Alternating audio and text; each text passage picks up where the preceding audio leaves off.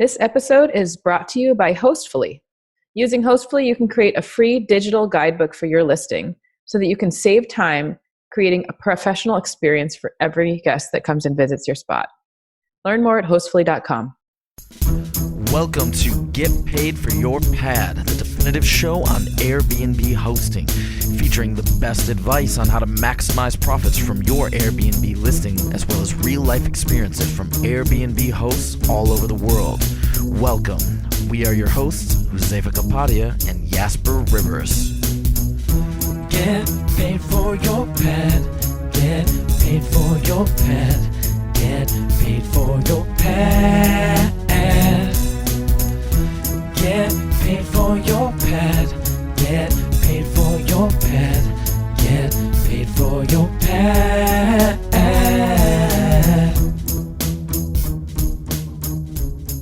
Welcome to yet another episode of Get Paid for Your Pad. Things are going so crazy in the world, but specifically in the travel industry, in the short-term rental industry, that I'm just trying to provide as many updates as possible.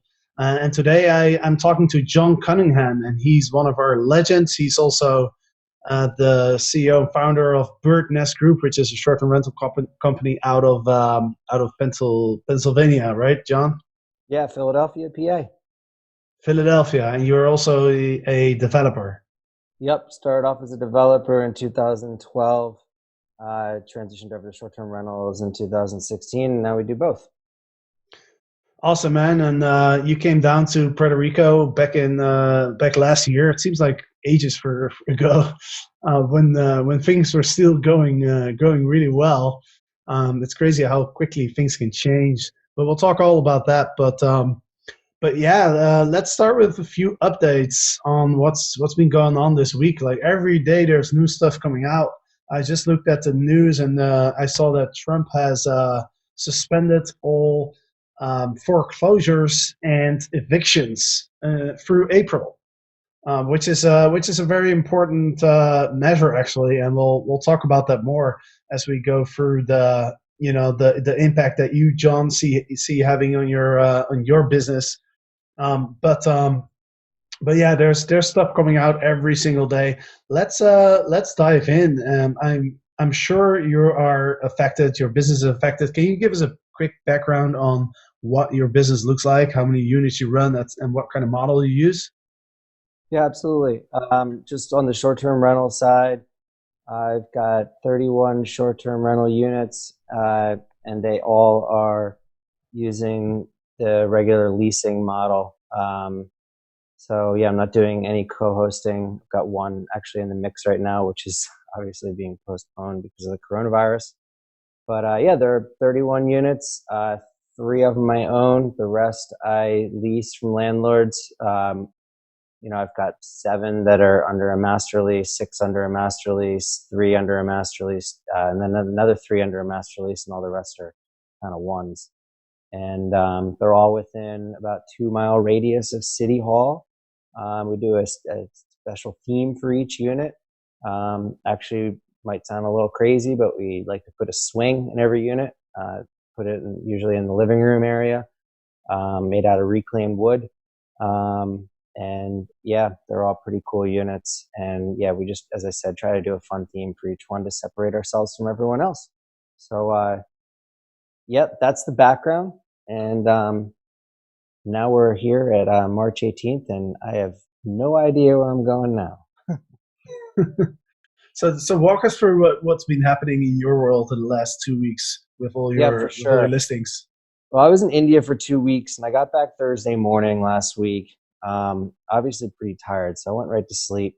I woke up Friday morning around 3 a.m. I got into the office around 3:30, and I had an idea of what was going to come, but it's never really, you can't really explain it until you actually see it.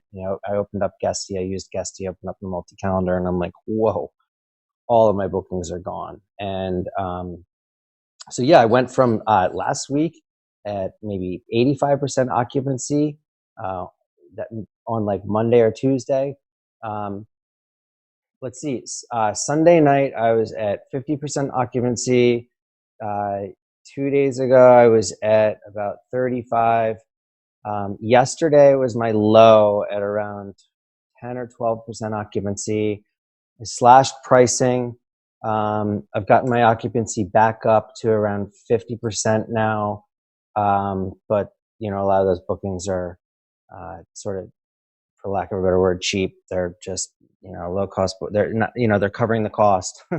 And you know, definitely had a few parties last night as well, but whatever. I'll take the parties right now. I just need to get some income coming in right now. Yeah, during crisis situations, you kind of just have to do what you got to do, right? Are you still covering your rents on most of these units at 50%, even when, after you slash prices? No, no, definitely not. It helped a lot. Let's see if it can sustain. You know, those one night bookings are obviously the ones that they're not even worth talking about. I got one that was a 5 night booking. I've got an inquiry right now for a month. To answer your question, no, I'm not going to be able to, but we'll see what happens. I've been proactive about having conversations with my landlords. Um, I wrote out 6 emails at midday on Friday. So that was about 6 hours after, you know, my first 6 hours of work since I'd been gone for 2 weeks. Kind of within the first few hours, you know, the wheels are turning on my head. Like, oh shit, I got to let people know that this is bad. Um, so to answer your question, no, but I'm trying to have these honest conversations and hard conversations up front. Yeah, and you know, one of the questions that we just got in the Airbnb Profit Club, Eric just went live, and I was kind of monitoring the comments and asking questions. And by the way, we're doing that almost every day now. So if you're not in the Airbnb Profit Club, just go ahead and join, and you can talk to us every day. But one of the questions was like, should we just stop paying rent? You know, and our advice is no. You know, don't just stop paying rent. You know, you have a relationship with your landlord. You don't want to just stop paying rent, and because your landlord is in the same boat. We're all in the same boat here. Like everyone's going to lose out, and so we want to keep our relationship. So we just want to start that conversation, and let landlords know, like, hey, this is what I'm going through.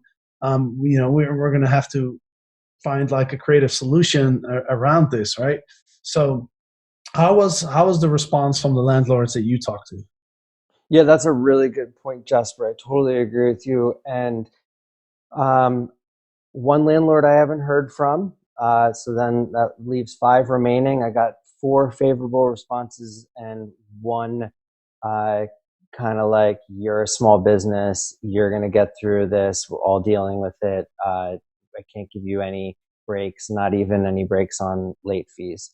That was right away. That was Friday. That guy wrote back. Maybe his mind has changed a little bit because he can see that this is sort of unlike anything we've experienced. You know, trying to say that this was similar to 9/11. Although the loss of life can't compare, but this is a totally different thing. So pretty good, pretty favorable. Would you want me to comment a little bit more on, yeah, the on how I plan on paying rent in Yeah, I'd April? I love mean, to hear. yeah, Yeah, yeah. go for it. So I'd say totally agree with you. I wouldn't just not pay rent. I've been thinking about it. I think what I might do is I'll get my P&L, my income statement, my profit and loss and a statement in order, so I can look at it as close to after the first of the month as I can, and I can see exactly how much money I have made after I've obviously paid off my expenses, and then I'll give that to the landlord with the profit and loss statement. So it's totally 100% transparent. Here's what I made. Um, yeah, I'm not going to come out of pocket on any of these rents. That's my biggest thing.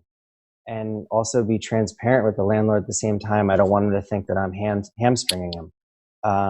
So I think that's what I'm probably going to do. You know, once I've paid those bills, paid my cleaners, um, I can send them over the P&L and be like, hey, you know, profit was about $350.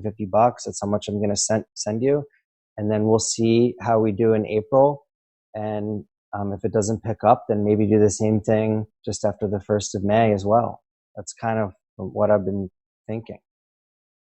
Right, and I can imagine that people who are in similar situations as you are, or you know, even people that are struggling to pay their rent who are not renting out an Airbnb, like this is not a conversation that is fun to have, right? I can imagine that people are maybe a little bit nervous about having this conversation and they might postpone it. My advice to everybody, and I would love to hear if you agree with this, is have this conversation as soon as possible, because everyone is going to have these conversations, and I think it's better to be earlier than later with this conversation. Yeah, absolutely. And along the same lines of these tough conversations, have them with your vendors as well. Um, I have 3 different cleaners who I rely on. I consider them part of my team, and I talked to them yesterday. Because really my lowest occupancy was yesterday. It really dropped off after Sunday and Monday, and I explained to them that we might have to sort of liquidate, if you will, some of these units, and we're in dire straits. And I explained to them the whole thing, kind of what we just talked about in the last few minutes. And I asked them, hey, was there any way you can do any better on your rates? And 2 of the 3 have come down. They came down right away. The third one said, yeah, let me go back and talk to some of my coworkers and we can do something. So I think everyone here wants to try to work together, which is really great. So far, that's what I've gotten from everyone I've talked to, except for that one landlord. People seem to be together on this thing. That's good to hear, man, because that's how we're gonna get through this. Don't we're all in this together. Everyone's gonna feel the pain, and I mean, there's hardly any or escaping it, right? So on the topic of having the conversation about with the landlords, like I can see 2 reasons why the landlords will be flexible, and that is number one, because right now it's going to be really tough to. There's no lot of alternatives right now, right? So if you put yourself in the shoes of the landlord, like that person is not going to can easily find another renter at their preferred rate, probably. So that's one thing. And then also we mentioned it earlier. Trump Trump has actually banned like evictions and foreclosures as well for the month of March and April. And so, I think you don't want to get to the point where it comes to an eviction, but at least knowing that that's not an option for the landlord, I think also kind of encourages them to work with their renters to find a solution. Yeah, I know. I'm just thinking about some of the units that I do own, and I am a landlord. I'm currently evicting someone from. He hasn't been paying since around December, and I was just kind of, as we're talking here, as I was listening to, I was wondering about how this guy's going to. I mean, right now, obviously, he's not going to pay rent, but will he? Once we come out of this whole thing, I wonder how the courts will look at it. I mean, it will have to present a clear case, obviously, that this guy hasn't been paying since December. But for people who have hardships that have just started right now, yeah, I mean, I think it's a good thing that what Trump has enacted. I think that it's something that we need as a country and we need as in our communities. Yeah, 100%.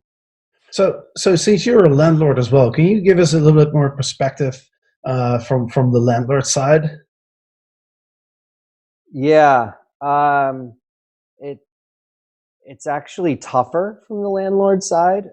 From the short-term rental side, you might seem as though your things are really terrible, but you do have some leeway. But from the landlord side, well, we have mortgages to pay with banks, and although I cannot get foreclosed upon by the bank, a foreclosure being foreclosed upon can take months and months and months. I would still go into what do you call it? The word is escaping me right now, but it'd still not be. I'd be tardy on my mortgage, and that would go into their book. So I guess I've got a little bit more fear, but I'll be fine this month. I'll be fine the next month. I think it's just if it keeps going. That's where we'll really run into issues, at least for me. But it really depends on what your tenant base is as well.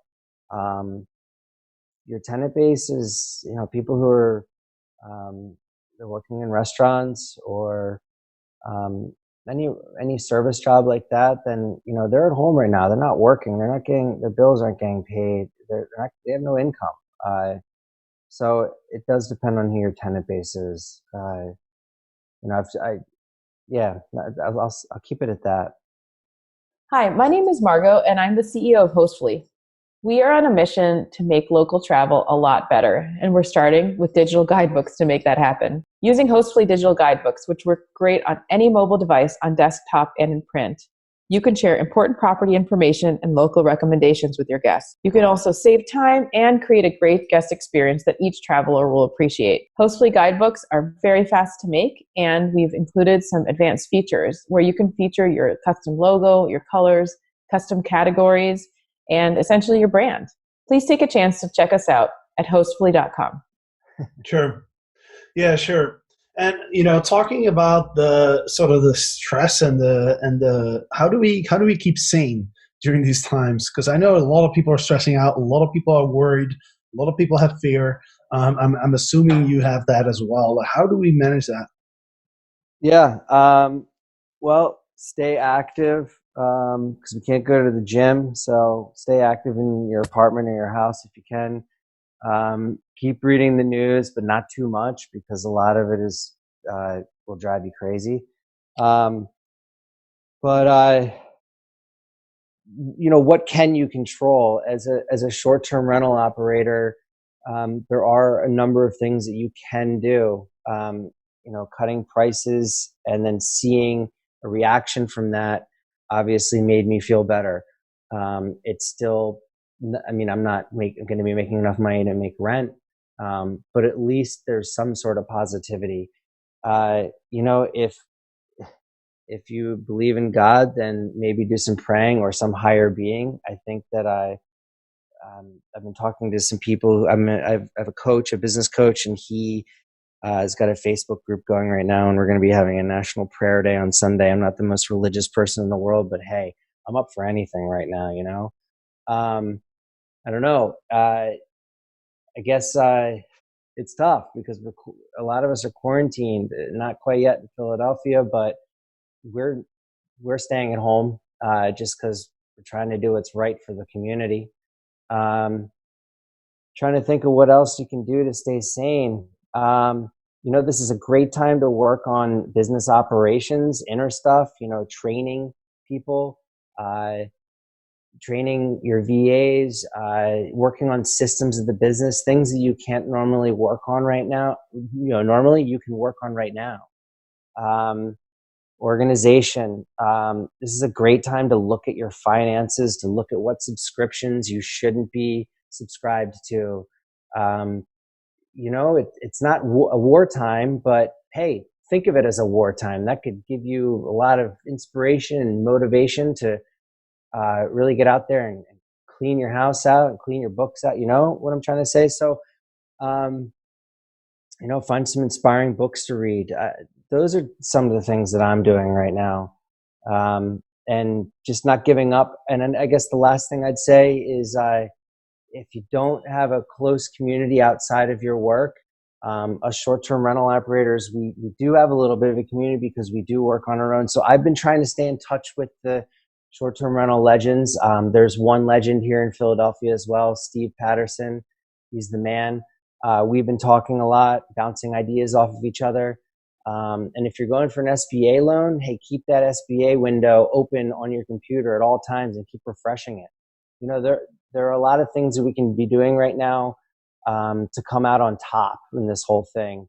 I'm trying to stay positive, and overwhelmingly, I am positive about this, believe it or not. I might not be able to pay rent next month, but in the long term, it's a much greater thing than just rent next month. There's a lot more to this. And I think if we stay sane, close, kind of knit as a community, you can come out a little better, a little smarter, a little wiser. Yeah, I love that, man. And a few points that you made. Number one, stay active. I just did Epic Reacts yesterday. My apps are hurting a lot right now. Nice. But yeah, like I would say, like number one is also just our health, right? Like try and keep that immune system up. We just went to the supermarket yesterday, and I just bought an entire bag full of green leafy vegetables like spinach, kale, herbs. All the healthy stuff. Me and Eric are very focused on just living very, very healthy now. Taking this opportunity where things are tough to really look at what can we do just to improve our lives. While we're at it, we might as well look at our personal finances. Just like you said, I canceled a bunch of subscriptions. I wasn't even aware that I had them. But now I'm being forced because, everything is uncertain. Like our business is uncertain. My property is pretty much empty right now. So let's take this as an opportunity, like you said as well, to look at our business and see where we can make improvements, right? See where we can cut out some costs that aren't really necessary, that don't contribute to our bottom line, right? And let's work on optimizations. Like let's get better systems in place. Let's shore up our organizational structure, like all of that stuff, because at some point this thing is going to turn, right? Yeah. As bad as it looks right now, it's going to turn, right? The world is not going to stop. People are going to start traveling again. It's going to be a rough time, and I don't want to underestimate the difficulties that people are going to go through. But at some point things are going to start picking up again, and that's if you have your business in order, if you have your organization in order, you have systems in place, then there's going to be opportunities, right? Just like during the financial crisis 10 years ago, there were opportunities coming out of it, right? And a lot of people did very well because they were in a situation that they were able to jump on those opportunities. So it's a tough time, but at the same time, if it doesn't kill you, it makes you stronger, right? Like I think we can get out of this with a lot of personal growth and a lot of learnings. And so I think kind of keeping that in focus in those moments where you kind of want to hide underneath your duvet in a corner in your bedroom or something. That's the things that we have to focus on in order to keep ourselves up. All right. So yeah, what you talked about how you were able to book get a bunch of new bookings in at a lower price. Was there anything specific you did in terms of marketing to attract those bookings, or did you just slash the prices? Yeah, I just slashed them. I was thinking about doing, putting in like a new listing title for some of them, like luxury quarantine, but I was worried about naming my units something as bold as that, because it's not necessarily, I don't know if my units are actually a good area to quarantine yourself in. Yeah, we have great cleaners and our cleaning reviews are off the charts, but that doesn't mean that there isn't some coronavirus sitting on the knob on the way in. So I decided not to do that. But yeah, this afternoon I am going to be doing some changes to the descriptions, and just more along the lines of like not luxury quarantine, but just one grade below that, like luxury getaway, or stay in a safe, quiet place while enjoying the amenities of a beautiful apartment at a great price. 'Cause the prices have been slashed and cleaning fees are a lot lower. So yeah, putting in some language like that, I think could be helpful. But to answer your question, no, I didn't do any of that yesterday, and I got a big pop in bookings. But you got to keep in mind that these are units that are normally being booked at, say, 130 to 150 a night, and I've slashed them down to like 70. I even have some studios that are normally in like the 80 to 90 range. The lowest booking I got last night was for $29 a night. The cleaning fee was like double that. But hey, I'm not complaining.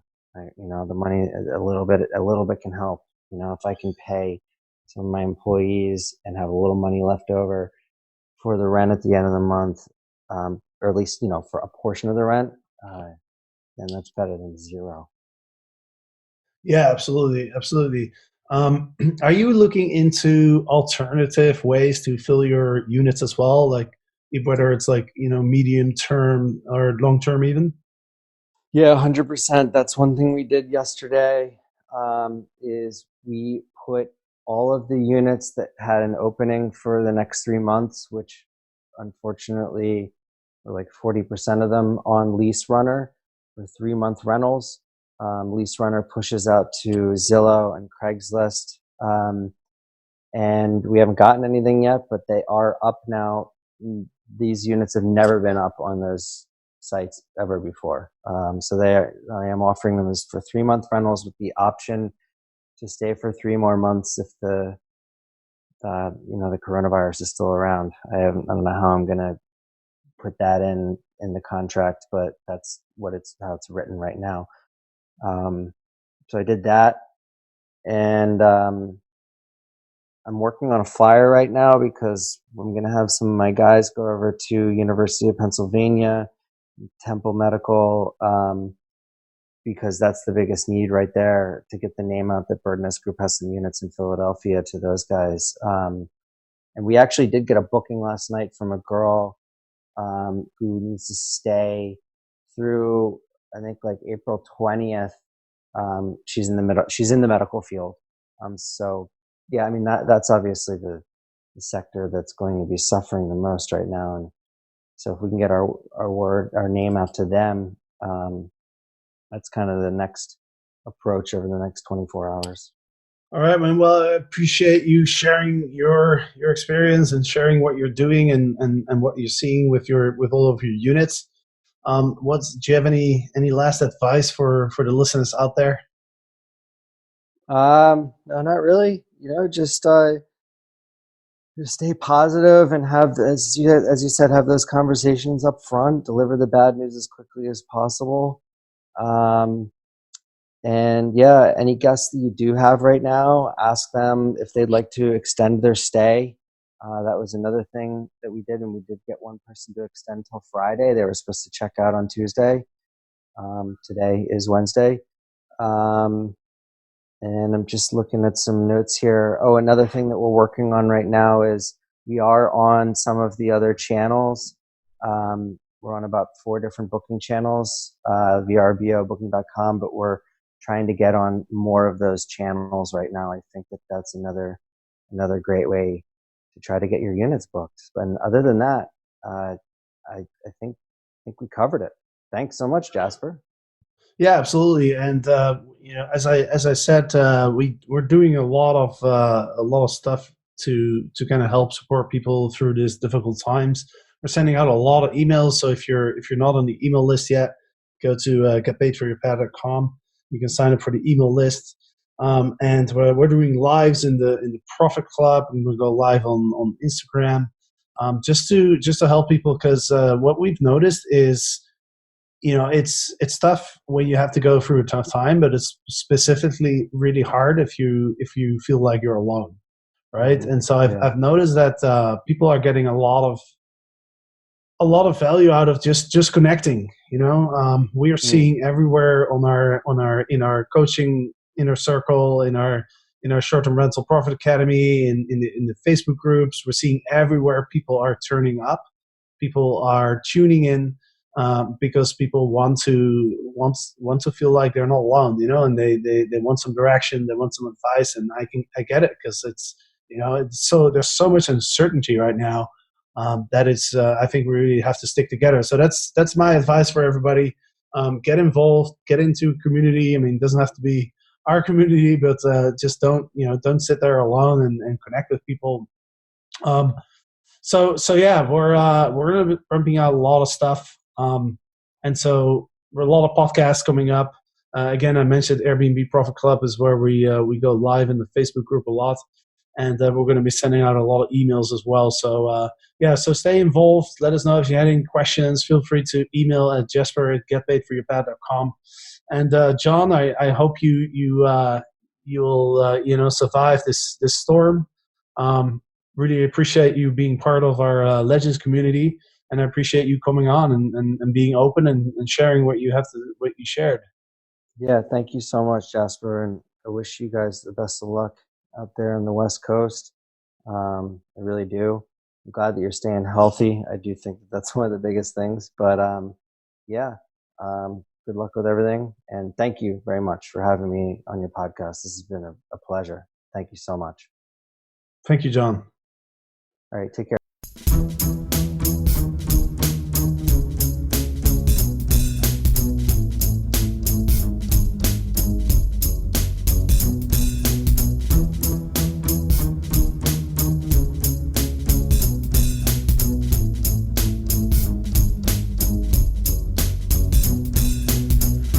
Get paid for your pad. Get paid for your pad. Get paid for your pad. Get paid for your